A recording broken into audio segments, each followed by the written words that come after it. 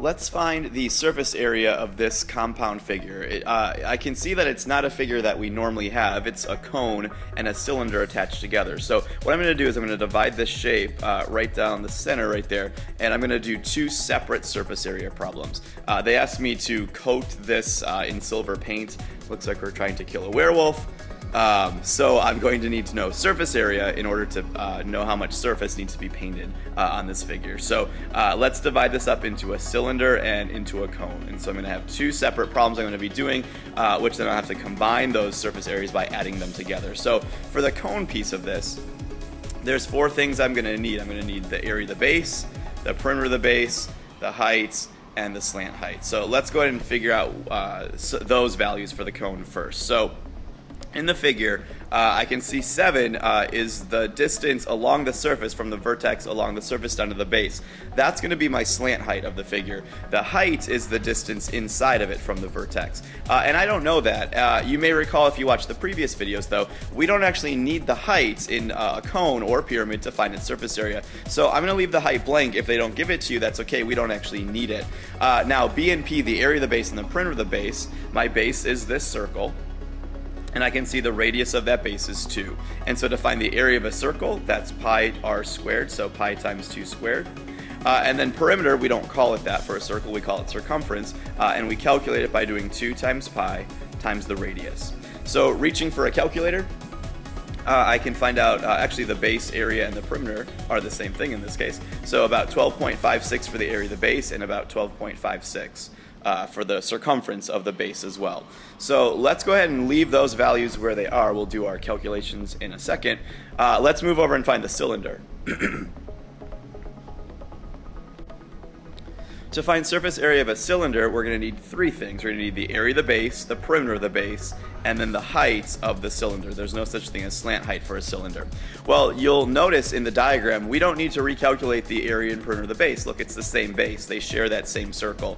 So my area of the base is still going to be 12.56, and my perimeter is still going to be 12.56.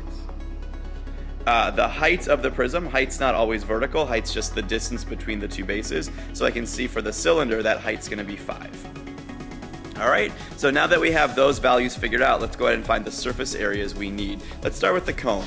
Keep in mind with these problems, you're only trying to paint the exposed surfaces. So looking at the cone itself, the only parts that are exposed are those parts. The base of it is not actually exposed, so I don't need to paint that. What we call it when we're just dealing with like the side of that and not the base, is that's just the lateral surface area. So for the cone, all I want to do is find its lateral surface area, and looking at my formula sheet, that's P times L divided by 2.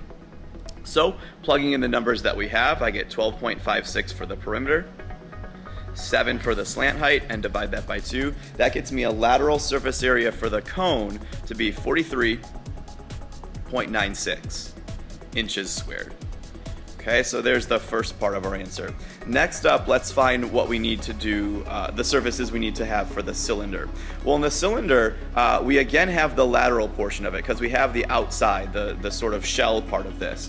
And so that's the LSA, so we will need that.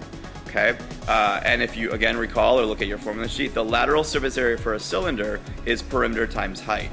But there is a base exposed. Once again, that top base is not, so I don't need to include that one. I can't get to that section, I can't paint that section.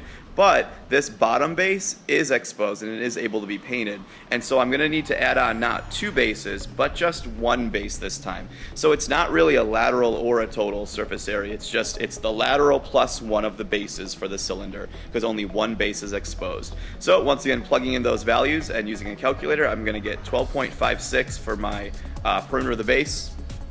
Multiply that by the height of 5, and then add on just 1 base because only 1 base is exposed.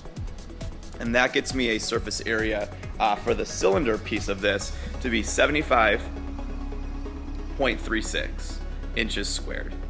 Alright, and now to finish out this multi-step problem before that werewolf kills us, we are going to take our 2 surface areas and we're going to add those together. So sort of my total lateral surface area, if that makes sense. So adding those pieces together, the total area that is exposed on this figure, this bullet, is 119.32 square inches. So that's how much surface area is exposed. However, they didn't want just that. They wanted us to figure out what it would cost to actually paint this. So knowing that paint costs $15 per square inch, and that I have 119 square inches to paint, let's multiply our surface area by 15, and that'll get us a total cost of about $1,789.80 to paint this bullet.